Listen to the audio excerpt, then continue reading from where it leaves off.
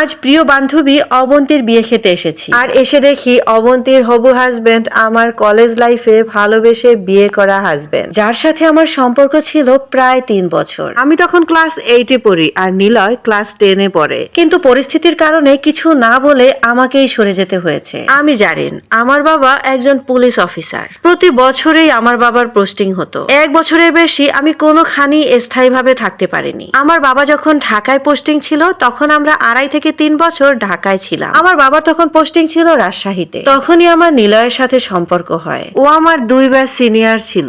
ও আমাকে ভীষণ ভালোবাসতো। হাসতে হাসতেও ও আমার জন্য জীবন দিতে পারতো। সবকিছু থেকে ও আমাকে প্রোটেক্ট করতো। কেউ আমার দিকে তাকালো কিনা, কেউ আমাকে কোনো বাজে কথা বললো কিনা, সবকিছুতে ওর খেয়াল ছিল। এরকম করে আমাদের সম্পর্কটা প্রায় 2.5 বছরের মতো এগিয়েছে। ও খুব ভালো স্টুডেন্ট ছিল। ওর একটাই ইচ্ছা, ও একজন ডাক্তার হবে। আমি যখন এসএসসি পাস করে কেবল ইন্টারে ভর্তি হলাম, ও তখন ডাক্তারি পরীক্ষা দিয়েছে, কিন্তু রেজাল্ট বেরোয়নি। স্কুলে থাকতে যেরকম ওর সাথে আমার প্রতিদিন দেখা হতো, কথা হতো, কিন্তু দুজনের কলেজ আলাদা হয়ে যাবার পরে আমাদের রোজ দেখা হতো না। ও লেখাপড়ার ফাঁকে একটু টাইম বের করে মাঝে মাঝে আসতো কলেজে আমার সাথে দেখা করতে। আর আমি কলেজে ভর্তি হবার পরে আমার নতুন নতুন বন্ধু হলো। সবার সাথে বেশ ভালো সম্পর্ক।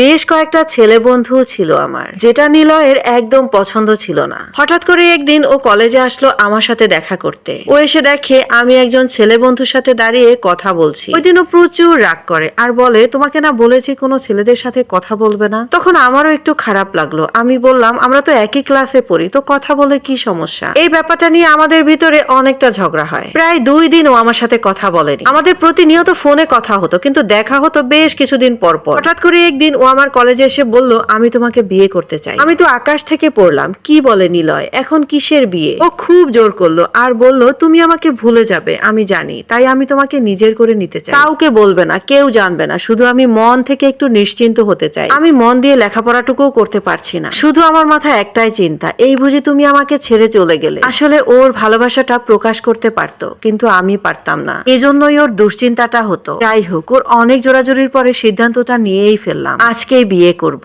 আমরা কাজী অফিসে গিয়ে বিয়েটা করে নিলাম। আমাদের রোজই কথা হতো, কিন্তু সময়ের অভাবে ও আমার সাথে দেখা করতে আসতো 1 সপ্তাহ পর পর। হঠাৎ করে একদিন রাতে আমার বাবা অফিস থেকে এসে আমার 2 গালে 2টো চড় মারলো। আমি বুঝতেই পারলাম না চড় দুটো কেন মারলো। বাবাকে জিজ্ঞেস করলাম, বাবা কি হয়েছে? উত্তরে বাবা বলল, তুমি কাকে বিয়ে করেছো? আমি আর বাবার কাছে কোনো কিছু লুকিয়ে রাখতে পারলাম না। আমার বাবা আমাকে 2টো অপশন দিল, আগামী 3 দিনের ভিতরে তুমি বাইরে চলে যাবে, আর না হলে ওই ছেলেটাকেই বাঁচতে দিব না। আমার আর কোনো উপায় ছিল না। পরের দিন সকালবেলা আমরা রাজশাহীতে চলে যাই। নিলয়ের সাথে যোগাযোগ করার সমস্ত রাস্তা বাবা বন্ধ করে দিয়েছিল। ঠিক 3-4 দিনের মাথায় আমি আমার খালার কাছে লন্ডন চলে যাই। সেখান থেকে আজ 6 বছর পরেই আমি দেশে ফিরলাম। এই 6 বছরে আমি নিলয়কে একদিনের জন্য ভুলে থাকি, কিন্তু আমি জানি না আমার নিলয় আমাকে মনে রেখেছে কিনা। দেশে আসার পরপরই আমার একটা বান্ধবীর বিয়ে পড়ে। আজ যাব বান্ধবীর বিয়েতে। আজ ওর রেজিস্ট্রি। ঠিক 2 দিন পরেই ঘরোয়া ছোটখাটো অনুষ্ঠান করে ওকে ওর শ্বশুর বাড়িতে নিয়ে যাবে। বান্ধবীর বাসার গেট দিয়ে ঢুকতেই দেখি